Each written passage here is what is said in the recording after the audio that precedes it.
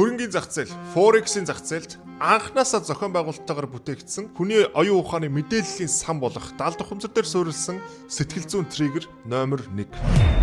За хөрөнгийн зах зээлд арилжаа хийхээр сонирхоод орж ирж байгаа хүмүүс ерөөсөө орж ирээд ганцхан өгүүлбэрийг л хаасаагүй олж хардаг. Энэ бол энэ зах зээл дээрх арилжаачдын 95% нь алддаг, 4% нь 5% нь л ашиг хийж чаддгаа гэдэг мэдээлэлтэй танилцдаг. За арилжааныхаа дансыг нээх гээд брокерийн компани вебсайт руу орохоор, prop firm-ийн вебсайт руу орохоор 95% нь алддгаа, 85% нь алддгаа, 70% нь алддгаа. Та данс нээхдээ бэлэн үү гэж асуудаг. За энэ өгүүлбэрүүд, энэ асуултууд ч гэсэн хизээч бидний төлөө санаа тавьж байгаа асуудал биш. Энэ бол цэвэр бидний даалдах ухамсарт кодлол суулгаж байгаа асуудал байждаг. За ямар код суудаг вэ гэхээр алдагдал бол хэвийн юм аа. Энгийн үзэгдэл. Яагаад гэвэл 95% нь алддаг. Би ч гэсэн тэдний нэг юм аа гэж ийм код л үүсдэг.